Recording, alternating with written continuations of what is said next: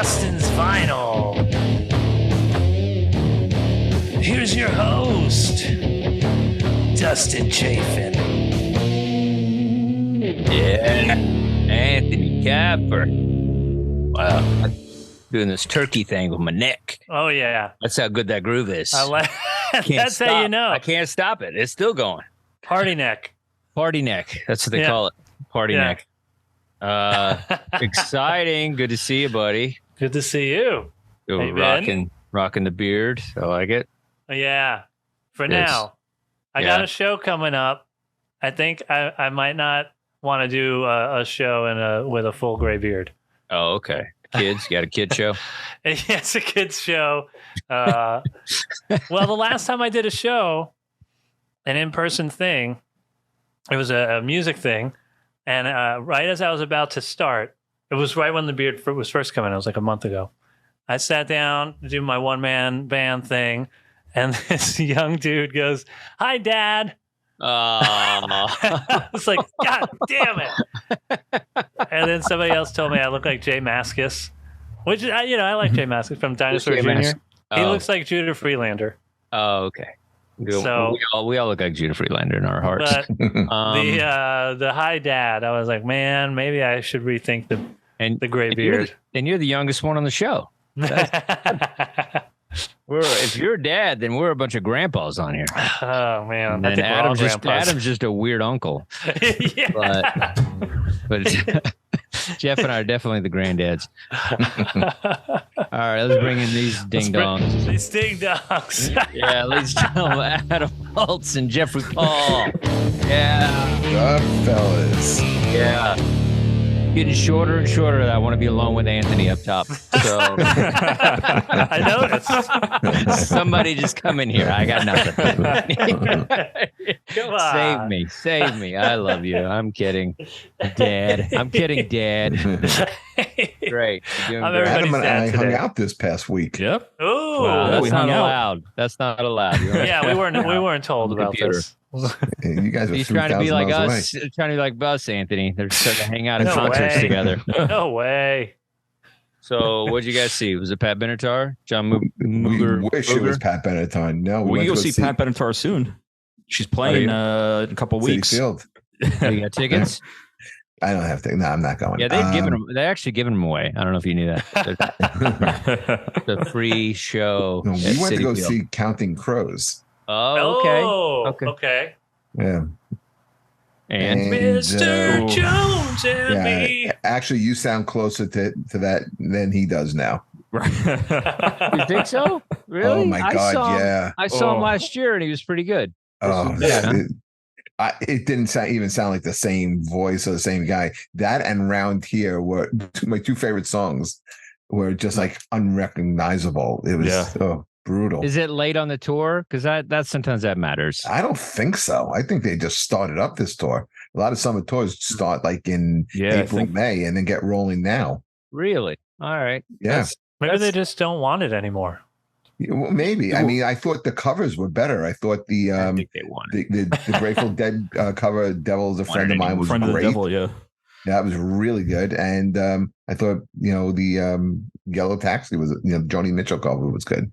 Oh, okay. I've talked about this before. I've seen good people like live, and they were terrible live. Guns N' Roses was terrible live, and that was in '89, dude, when they were like the best they're ever going to be. Oh, go see them now, then. Yeah, that's what I'm saying. That was like in '89, but I was like, Axl just couldn't hit it like he can hit it in the studio, and so it was just like it's gotta be hard to sing that high. Yeah, Sinead O'Connor. I've said this before, but Sinead O'Connor was the same way. She just couldn't. Oh, really? She couldn't hit those notes. Yeah, I don't mind bands not, kind of messing up live because at least they're playing with live and not playing with track. Yeah. I like that, but I mean, Adam Duritz sounded like nothing. Like the only other time I could ever remember singing this like disappointing was Meatloaf at the end of his last tour that I went to go see. And Cool Daddy. More like meatball, am I right? Yes, roasted meatloaf. Hey, let's put some Parmesan on that meatball. I just can't believe they're that bad after a year, because last year they sounded pretty good, and I'm not a fan at all. And so I think when you're a fan, or at least a fan of a few songs, I feel like you give a little bit of cushion for like how good they are. With me, I was like, I hate this band, and I was like, they're pretty good. And even Mr. Jones, you don't like one song? I don't like that kind of stuff. I don't like white dudes in dreadlocks, but it's just.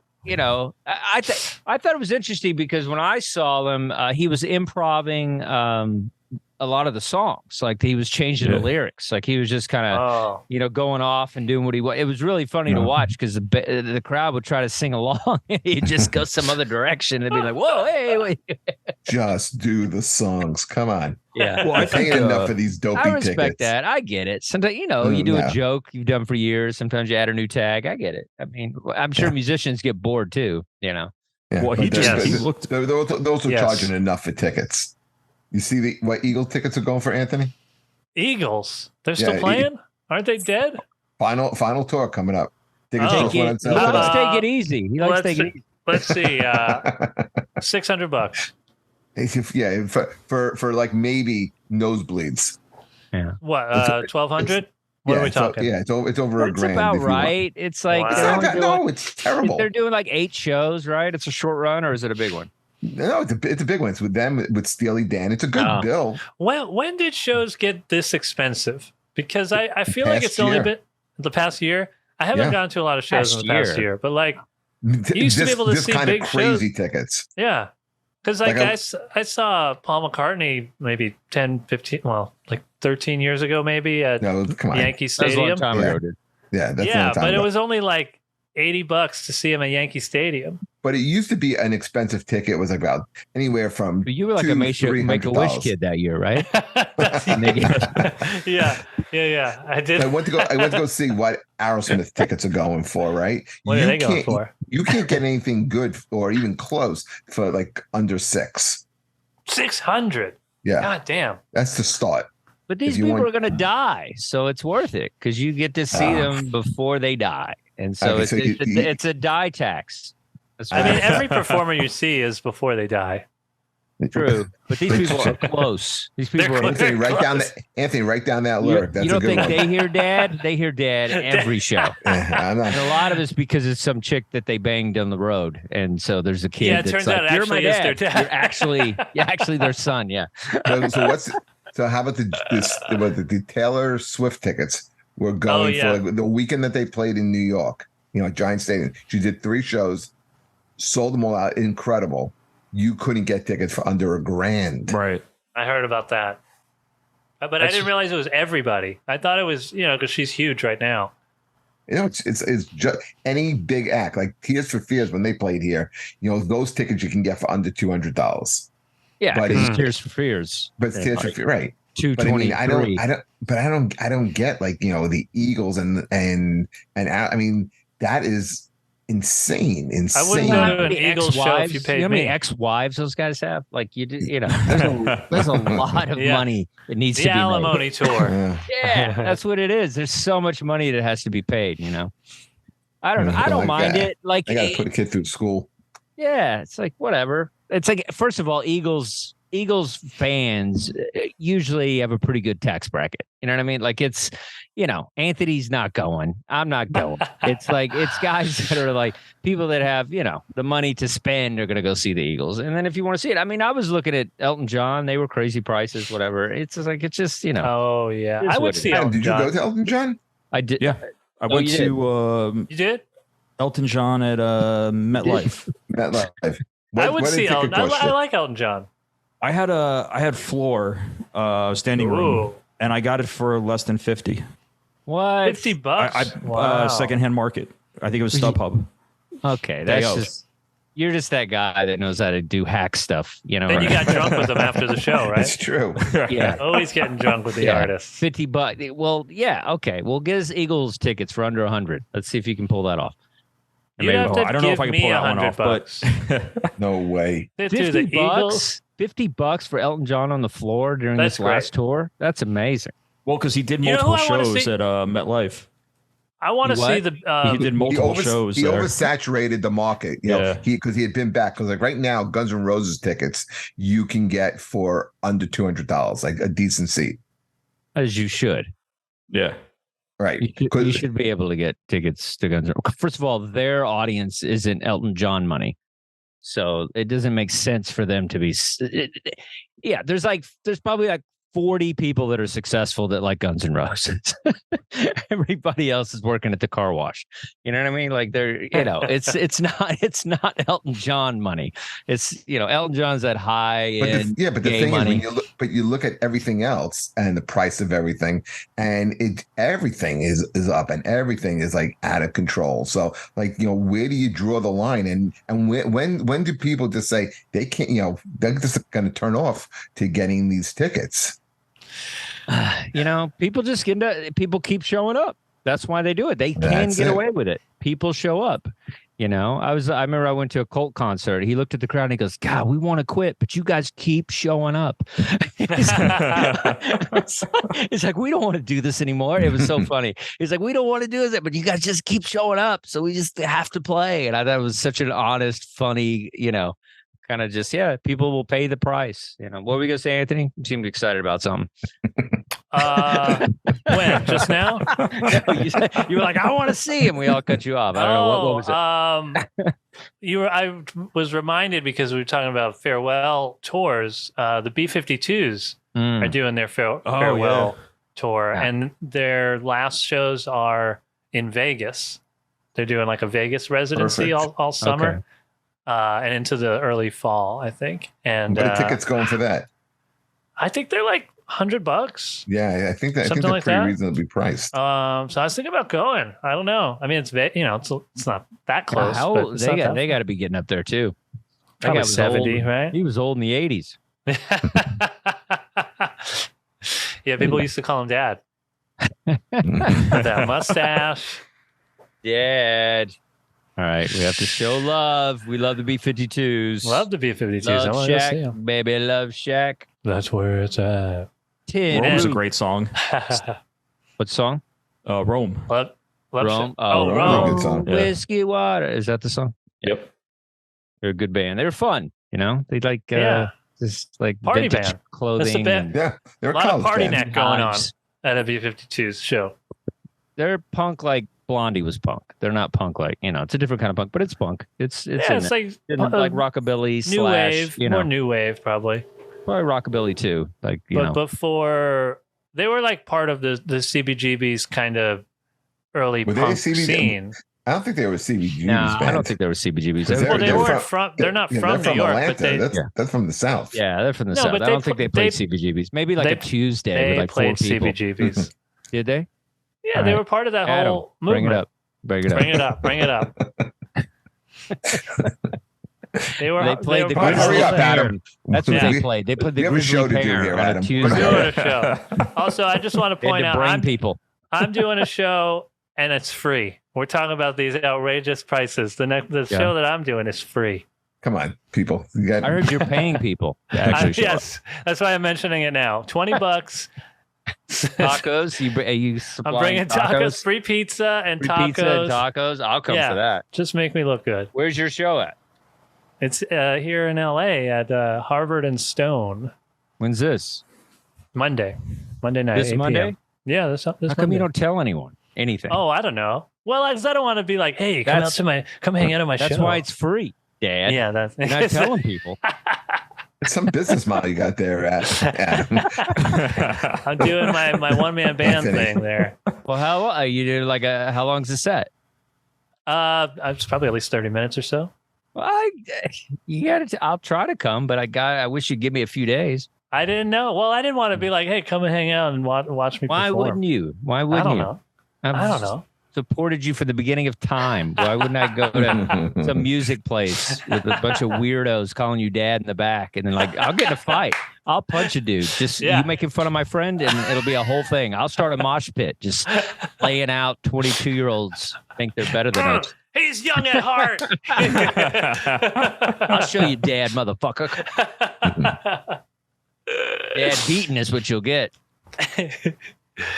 Did the B-50, you got it? Did they play? Yeah, they played CBGBs. It was based off of the success of Rock Lobster. I was just seeing if you really knew. Tin Roof. No, see, they wouldn't have played that era. That had to be like before Yeah, the Yeah, first this would have album. been first album. So First 78. album. They didn't play that. 78. Because Dude. they were a Gloucester. much different type Yeah. of band with 52 girls. Remember that? Yeah, The first album. Yeah. Red First album yeah, was they- great. Lobster, all that stuff. Yeah, they They said weren't. both They Rock weren't Lobster playing and 52 CBGBs Girls. in the early '90s. No, but That's you said Tin Roof Rusted, so you know. yeah, I mean it's one of their songs. I didn't know I had to be era appropriate with my reference. You do with your jokes and your slams. You got to be era appropriate. That's how it works. Yeah, that's how this show works. Come on, get with the Okay, program. wait, let me Anthony. do it again. Rock Lobster. There it is. There we go. Ooh, with the sound effect. See how much more powerful that was because you Yeah. cared. Yeah, Okay. yeah. You gave it the extra. What The you extra. care? The extra. Well, we workshop it. You know, we work it out All together. right, send me over your set list. Let me make sure you're doing the right stuff for Monday because I want to make you look good. Yeah, okay. This shouldn't be your only other gig. All right, let's. I got to get Anthony famous. That's the goal. So, Please. kids, if you're in LA, go see Anthony. You Twitchers, get off your Come computer on. screens. You 6 people that do not live in LA. It's We're a going to free pretend you do. show. It's a free Do show. it. It's a free show. What else you got? I mean, parking's never free. No. in LA. Free show and but- tacos, right? Free Taco- tacos. We'll get tacos. free If pizza. you come from this show, if you're watching this show right now, and you come to the show and you go say, "I will buy you tacos." You gotta just go, say people. Dustin's Vinyl, and I will buy you tacos. Just come up to me and say that, and I'll get you a taco. We'll take I you to our like favorite spot. I can just see some kid walk up to Taquerita. Dustin and go, Cactus tacos, and Dustin go, what the fuck did you just say? You don't come up Punch to me and him. talk I to me love like that. tacos. I would. That'd It's be one of my my best favorite. friend. If you say taco to me, I'm your buddy. I'm a taco fanatic. All right, it's a weird show, but I like it because I love tacos. Because this is the love show. It's the And Love Show. But do you love these songs? Love Shack. Love all the Okay. songs. So we do. Got some random pools. Let's see. Just albums that I love. I don't know. There's nothing crazy. What we got this. I don't even know the name. I don't know the name of this album. What's the name of the graffiti? Right? Is this Physical That's Graffiti. Physical graffiti. Physical Graffiti? I love this Led Zeppelin album. I think it's great. I think it's Great. I think it's one of the better ones. I don't know. It's like I think I guess there's 2 bad Zeppelin albums, but you're pretty solid 1 through 5. Don't you think so? 1 I through don't 5. think there's a bet. Maybe Presence is probably the weakest of them. What's the one Conditiva or something? Oh, that's not even a real album. Coda. Okay. That's not even real. That was Coda, like after Bonham died, they just put out like outtakes. Okay, so that's a weird one. And I love the artwork on this. It's got the like little windows and then the Yeah. little you can like play that. I love interactive albums, where you can just kind of be like, hey, Oh, look at yeah, that. That little, album has like one of the little best pop-up. songs ever written on it. Which song? Cashmere. Cashmere. Oh yeah, Cashmere is a great song. That's a good song. That photo is from it's a building on St. Mark's Place in New York City. Oh, nice. You can go see it. There's Still Barry there. Ribs right there. Barry Ribs is hanging out waving. Trying to get a guest spot. Just trying to get a guest spot. Hey, Those of you, Barry Ribs, you would know. Can I play Tamburino on at least one of the songs? Can I do checks? Can I do that? I like this Who album. it's Kids a Are All great one, Right. too. Oh yeah, classic. It's got a good My Generation. I mean, one of the best. I think that's top That's a 10 great rock songs ever. Great Love that song. song. Yeah, and it's Who's very punk and I mean, most of the punk bands I sure. feel like took from this whole. You listen They to never played Quadrophenia. CBGBs though. They were already too They big for played that. their own CBGBs. Who? Anthony? Who?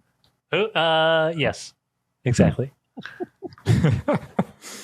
I'm a big Tom Waits fan. This is a cool Oh. live album.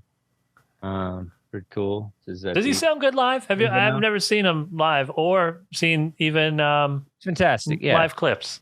I tell you, his voice doesn't crack. I'll tell you that. Yeah, because that could go either way with a voice like that. It could be like he sounds It's amazing different. or he Nah, sound worse. I think it's different. It's like a Barry White thing. Like that's just always kind of steady. It's when you go high and the octaves are high. I think that's when, you have problems. It's like it's easy to stay than it is to go high. But does he have like all the weird instruments live too? Like Yeah, he plays weird everything. percussion and Yeah, he's great. Eggs and Sausage. I like that song. Jitterbug Boy. This is a great live album. Yeah, get some live stuff from him. You'd like it. Check it out. It's really all right. With Tom Waits, what's a good album to start with? Good album. I don't know. What's a good album to start with, Jeff? You're a big Tom Waits fan. I am not a Tom Waits fan at all.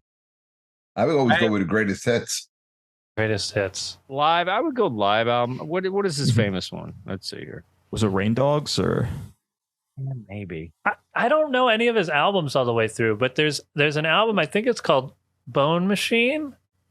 And it has the song I Don't Want to Grow Up, which is my favorite Tom Waits song. Sing and the Ramones covered that too. Also a great version. Oh yeah. So what is this? But I don't know. Bone Machine, Rain Dogs, Swordfish Trombones, Small Change, and Closing Time are the Apple Music picks.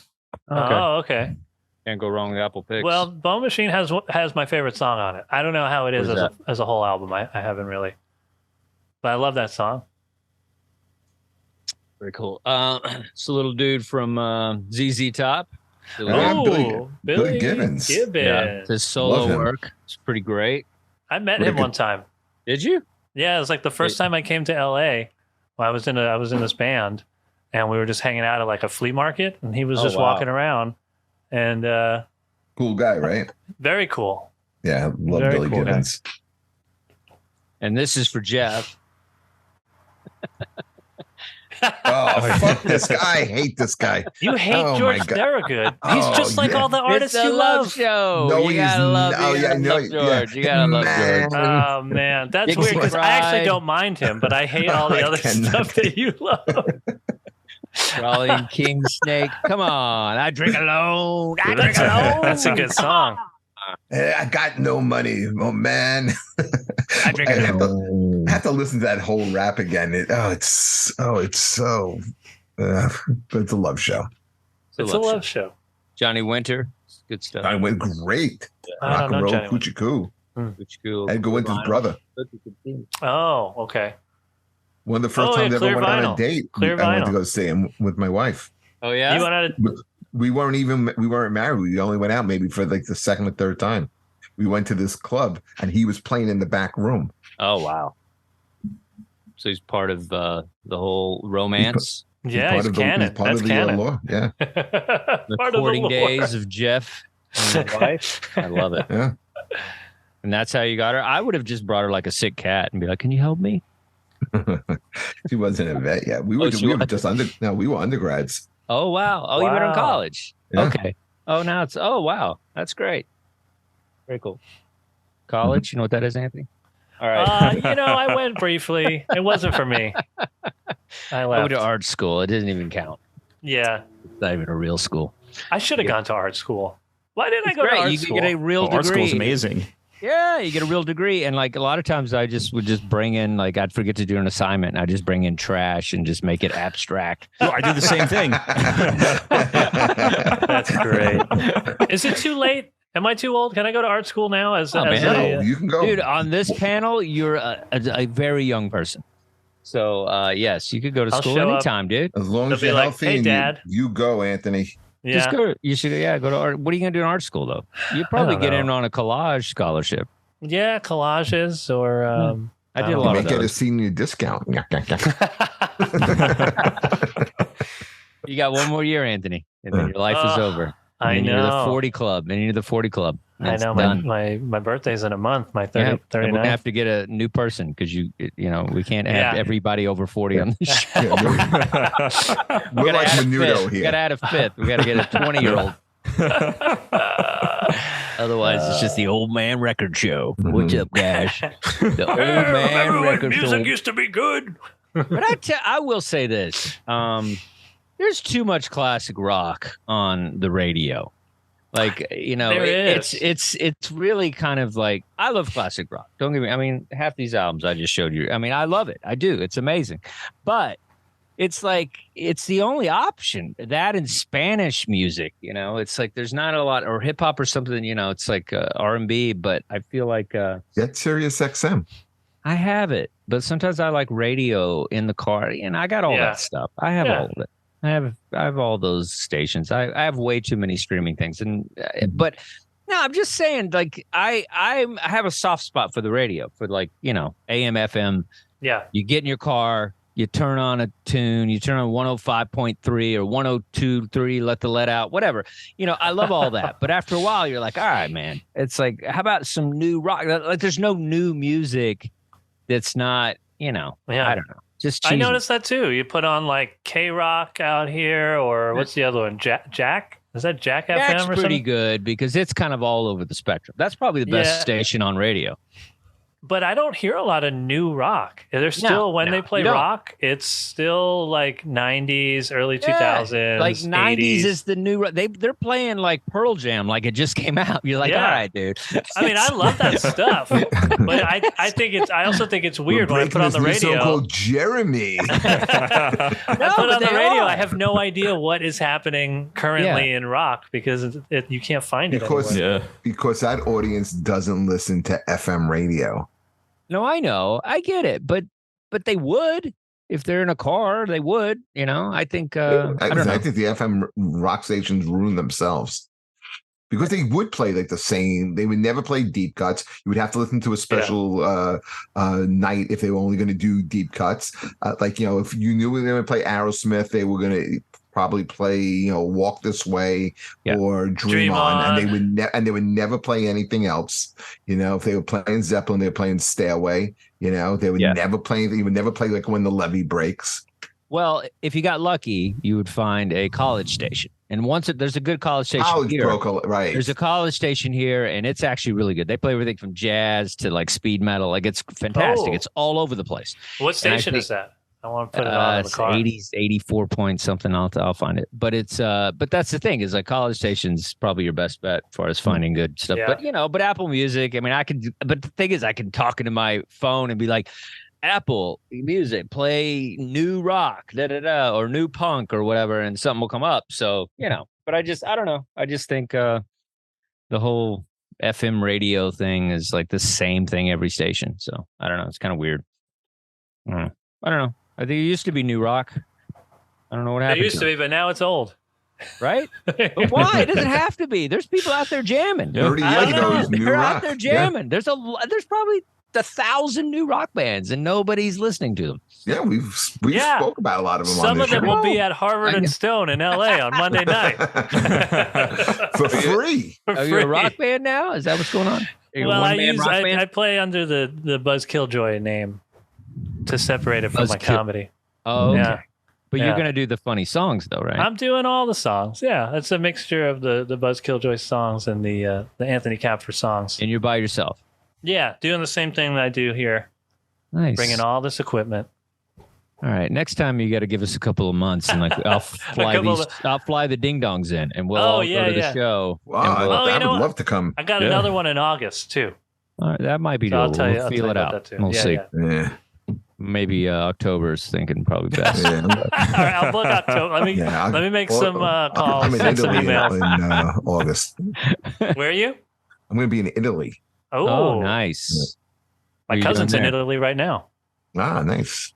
He sent me a picture of gnocchi earlier today. A little potato-based pasta. Yeah. Looked delicious. I can't believe you didn't like the Sopranos soundtrack theme song, Anthony. It really broke all our hearts. I we did like your song, but it broke our hearts. It really did. That's a great song. It's the only thing about the show I don't like. It's a perfect show, except that for some reason. Song? For me, the theme song. I should mention that Tony Soprano was in the mafia. I should mention it more. Gabagool. I love the visual, though. Gabagool. More Gabagool references. Gabagool right now? Can you play a little Gabagool? Yeah. I forgot about that song. It's a great song. We didn't forget about it. We were very excited. You got to do that on Monday. Yeah, I'm just gonna be in the back going Gabagool, Gabagool, play the Gabagool song. And I'll be like, what? What's the Gabagool song? All right, so this is the love episode. That's where everybody has to try to find love in a song that the other person picks, even if they don't like it. That's the best part about this. And I think I'm going to keep the theme because I do like the idea of finding something positive, because I feel the internet is horribly negative. Mm-hmm. And so when I came up with this, it was like the shows have been so much better because we're not just yelling at each other. So I feel like it's more fun. Nobody's like, and so yeah. So this is the show we're doing. So if you want to hit us in the chat, songs that you love, we would love to hear what you love. And let's start with Jeff. What do you got, Jeff? What do you got? All right. So I went with my favorite Bruce Springsteen song. I know Anthony's a big fan. So I went with Prove It All Night. This is off of the 1978 album Darkness on the Edge of Town. It is... There's some really beautiful music played here. Roy Bittan, the piano player, really stands out on the intro. Great sax. I know Dustin's a big sax guy. He does a great sax lead. This is Clarence Clemens. If you ever listen to the live version, like when he first went on tour right before the River Tour, 1978, absolutely amazing.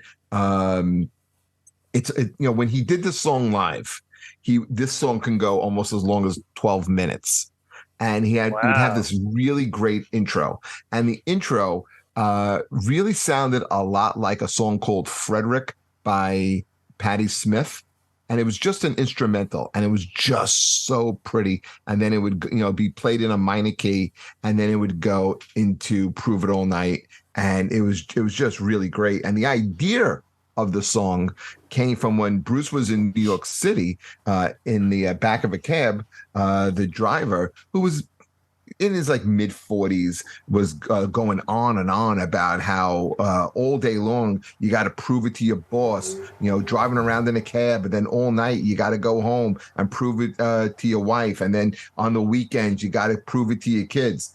And Bruce just got the idea to write this song about proving it all night. So there's a lot of misconceptions on what the song's about, but this is where the inspiration from the song came from. Prove It All Night. Oh, I thought it was some bedroom thing. That's what a lot of people think, but no, it's not. It's about how in every facet of your life you have to prove it and prove it all night. Yeah. No, this is the first time I've, really opened myself to Bruce Springsteen and just allowed positivity to happen as I'm listening to the song. And, such a talented band, Is this the E Street, or is this before that? No, this is the E Street Band. This is Max. This is the classic quintessential E Street Band. Yeah. I enjoyed the song. The guitar solo I thought was fantastic. Who's that? Who's on guitar?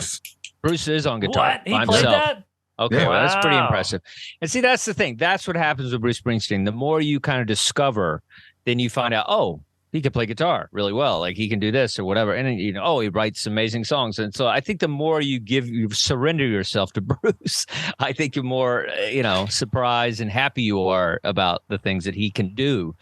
I did like this song. I will say this though, it's not a negative. It's just, I feel like sometimes I like the band and sometimes I like Bruce by himself.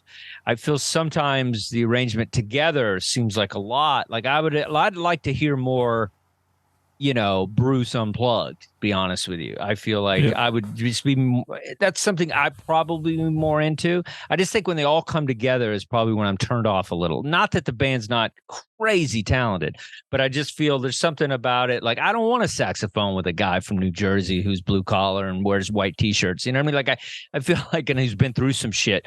Like I want to, I kind of want more of a kind of a stripped down version. And so that would be the only thing I would like to, and I'm sure there's some stuff out there that's more stripped down Bruce. There's a lot of different versions of this in different years. There's different incarnations. When he left the E Street Band and just went out, I remember I worked on 2 of those tours, and he would play this song, and it definitely sounded different without the E Street Band. And then, but with the E Street Band, there is some type of magic to it. There is, and I see that. It's just such a big, full sound. And like I said, my suggestion, go back and listen to. Go on the internet, go to YouTube, Bruce Springsteen, 1978, Phoenix, Arizona, and listen to that version of the song and tell me you don't love it. Yeah, I mean, I will definitely love it because it's good music, but I'm still taking my time with Bruce. Like it's baby steps, and I think this is a good song to make me not hate him. Whereas the jury's still out on that John Cougar Mellencamp song. You know what I mean? Like I don't know if that was the best song to convert me, but this is a pretty good song to convert me.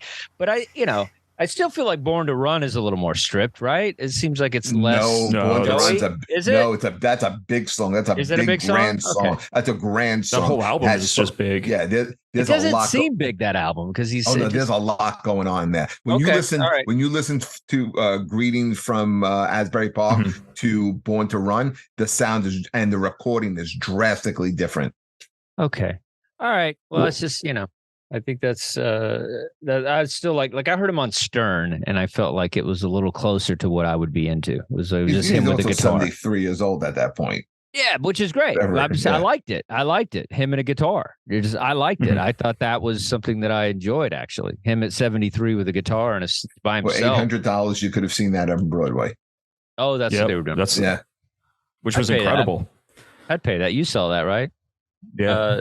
How much? 800? I saw it early on too. I'm like you, Anthony. It's like, you can't pretend you're the working man and then charge $800 for a ticket. Yeah, just on principle, I wasn't going. No, you can't. I was totally against that. I mean, he's not in charge of all that. It takes a lot of money. He is in charge of that.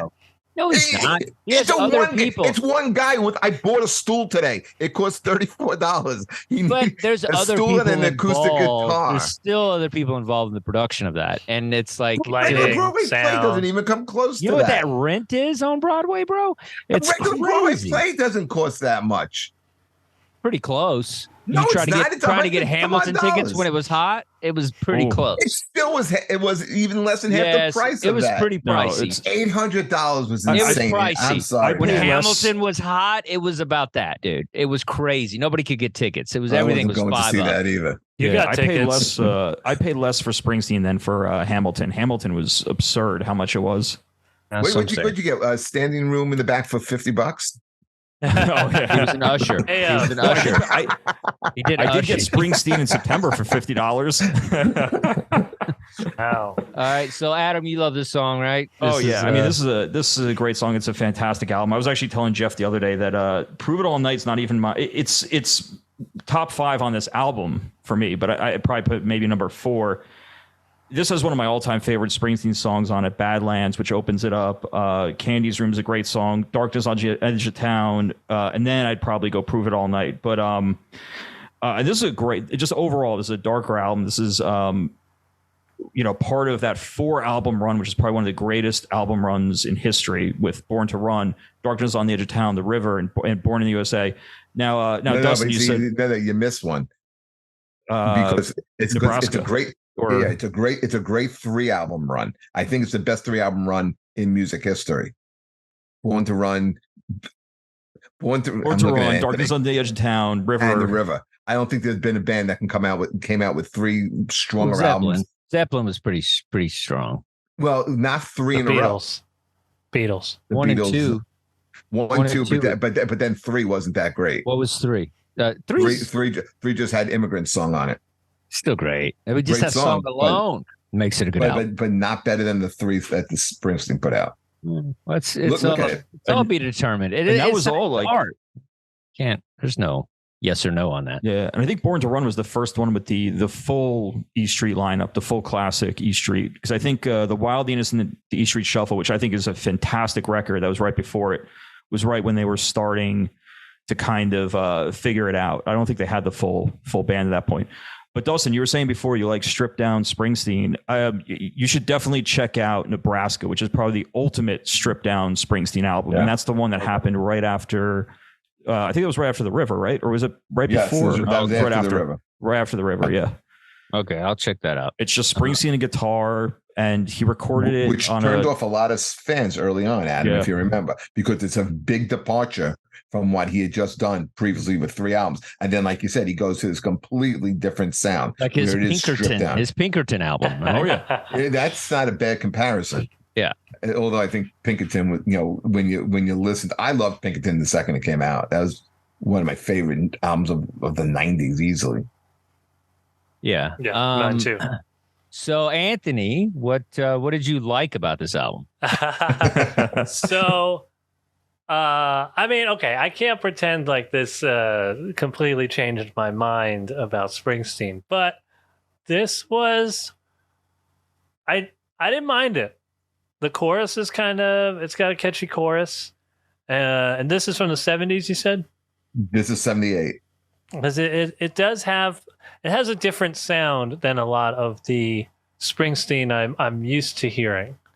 It does. I do kind of like that 70s rock sound that is happening there. I like the sax solo. I thought that was good. I didn't realize that was Bruce Springsteen playing the guitar solo. That was like almost a Guns N' Roses kind of guitar. Yeah, what's solo. his name? Who's the guitarist in the band now? Adam. Nils. Yeah, Nils isn't in the band yet. So I like that. I was shocked at that guitar solo. It's not Little Stevie or whatever. No. Oh, okay. I didn't mind it. That is a huge compliment from Anthony Kapfer. We're making progress. Yeah, I do feel if Born in the USA never came out, I think Bruce Springsteen, for a lot of us that are into like 70s bands and Allman Brothers and, you know, that kind of era of music, I feel a lot of us got cheesed out by Bruce in the 80s. And I feel like I think it would be I would probably look at him differently if I hadn't seen that video of like the chick from Friends dancing on the stage. Right. You know, that era of Bruce, which was great for him. He was made so much money. He was selling out everywhere. Born in the USA, a stadium act. It did. And Born in the USA, it's a great song, and it's about Vietnam and all. And I get all that. And Glory Days is a pretty solid song and all that. But I just feel that album kind of like, you know, it was a lot. It was like this. I mean, you know, there was a lot of bands that there was a little too much of them, and he was definitely it was his poppiest album. Yeah, and it was like. But you listen to this and you're like, all right, this dude's got skills. Like this is more of a musician's album as opposed to what Born in the USA is. Yeah, so. I think if I had heard more of this kind of sound, I wouldn't have the feelings that I have when we talk about. Well, it's like the Bruce Eagles. Springsteen. Like you heard that song last week. Take it easy. Yeah. It's like it feels less of the. I like that song. Yeah, whiny Hotel California or whatever. Yeah, so which is maybe my least favorite song of all time. Hotel California. Least favorite. Least favorite of all time. Gotta love Take It Easy, man. That's a great song. Take It Easy is great. He said he liked it. I like it. He said he liked it. He said he liked it last week. Were you here? Come on, pay attention. That was 2 weeks ago. It wasn't 2 weeks ago. It was last week. No, it wasn't. Last week we talked about we didn't start the fire. Oh, okay, whatever. All right, these are long episodes because we're trying to the trilogy. We're looser now. We're just like we don't care. We don't have to get to an album. We'll get to it eventually. That's the way, you know. I think it's nice. We're letting it breathe. We're letting the show breathe, everybody. Old man breathing.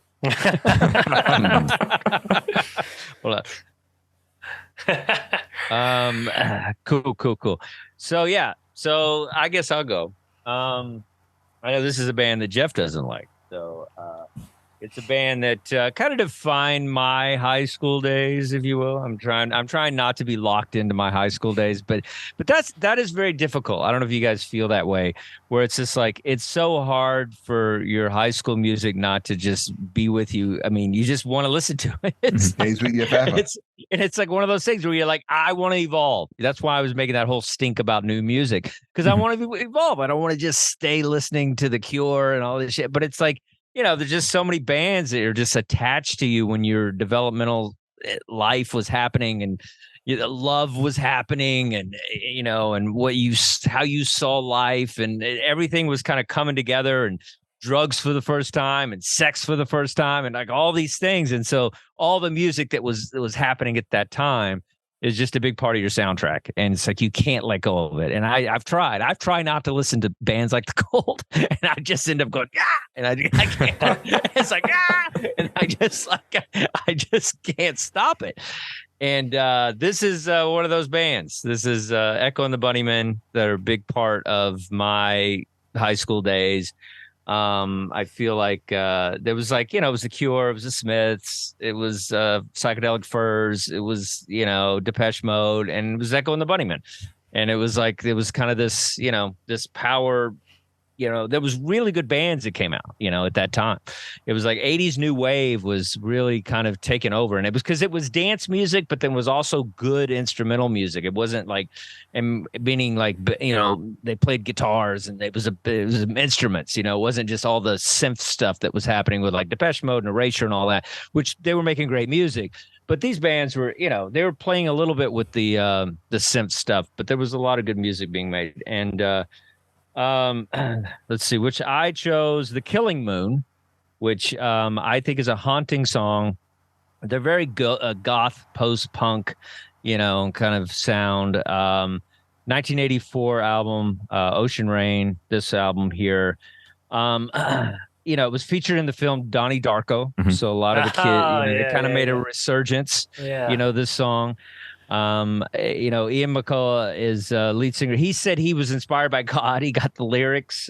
He said he just woke up in a dream. He like woke up and started writing Fate Against Your Will, through the thick and thin. He will wait until you give yourself to him. So he credits God as a co-writer, which I love that kind of kooky stuff. So it's like the fact that he's just like, God inspired this song is like, which is just funny because, it's just a different time for even guys to even bring up God in a song because it's not a band you would think of like that.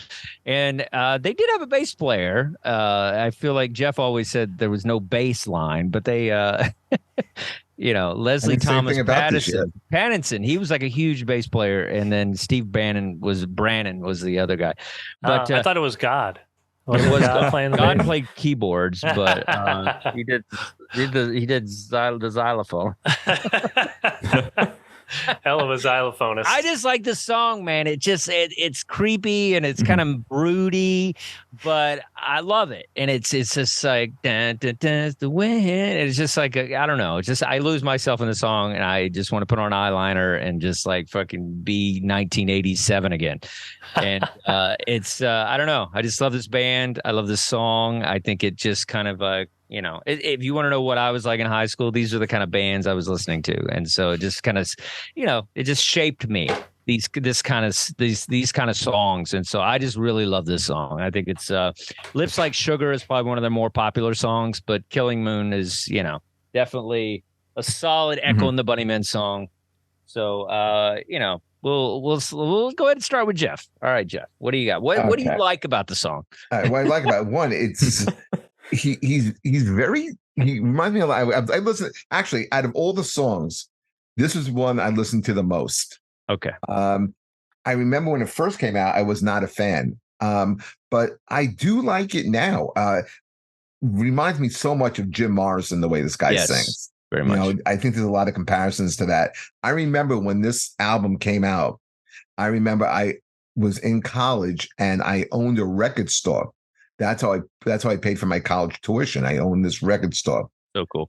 And I remember stocking it and buying it. And even though this wasn't my type of music, I did appreciate that there was a fan base for this. The Smiths, that was considered like the English new wave. That was like the second English invasion that was coming over here.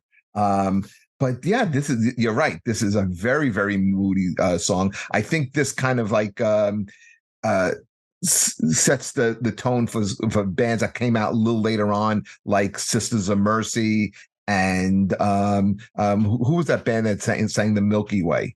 The Church. The Church. Oh, the Church. Yeah. I think those like 90s type bands really bid off of Echo and the Bunnymen.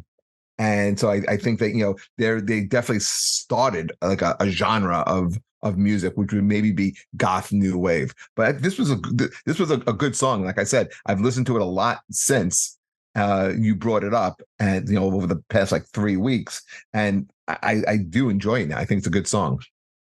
Yeah, no, that's I love this show. Well, we can do this. We can make people turn the corner a little bit on a band. Yeah, this is probably definitely one of their better songs. But song. Yeah, it's like Sugar's fun. That's a fun song. That's a good song too. Yeah, I like that. Lips Like Sugar. Yeah, lips like sugar, sugar and spices. Sugar kisses. Yeah, it's a dance song. I don't know. I never know that. Yeah, it is a good dance song. But yeah, they definitely inspired a lot of people, and that's what you want in a band. Anthony, what do you think about this? I like this a lot. I also listened to this a bunch of times. I don't always listen to all of our picks multiple times, but this one I played a few times. This is a song that I didn't know that I knew. Like just by I knew the name Echo and the Bunnymen, but I'd heard this song like at dive bars or whatever. It's always a song where I was like, oh, that's cool. And then I never knew who it was. So when I started playing it, in our playlist that we have, I was like, oh yeah, it's this song. So I liked it a lot. It also one of the bands that kind of reminded me of stuff on the first Radiohead album. Mm-hmm. It kind of almost had a Radiohead sound, like Pablo Honey era Radiohead, kind of. Which Pablo I like. Honey, that one has Creep on it, right? It was great. That's got Creep. Yeah. All right, Adam. Well, I'll say about just quick about Radiohead. I would say probably the Bends. The Bends. Oh, you were getting more Bends. More Bends, because Pablo Honey sounded a lot more like U2. I always felt, but the Bends is much moodier. This song is, The Killing Moon is right up my alley. I mean, it's a haunting, broody song. It's one of my. I'd probably put this as a desert island song for me. Nice. It's it's something like it always hits me every time. I've heard it so many times, and it's just always one of those songs that I guess it's just it just evokes this moody atmosphere that I really, really enjoy. And and God wrote it, so right. God rocks. Yeah, I mean it's just a perfect song. Great, yeah, it's definitely a perfect song. And we're gonna have to extend this episode to the next. It's a whole franchise. I love it. I love it. Four-parter. That way we don't have to do so much work. We can just be like, we know what to do next week. We already listened to the songs, and it's not like now we're gonna have to stretch the last two songs. I know. Well, we can stretch. I'll throw something else in there because I have some other ideas I want to work on as far as like a segment in the beginning. But hey, this is our love episode. If you want to send us messages on YouTube, on our Dustin's Vinyl, we finally have a TikTok. If you want to check that out, Adam and I are going to hit that pretty strong. So, thanks, guys. Thanks for listening and watching, and we'll see you next time. Woo. Love, baby, love each other. I like it.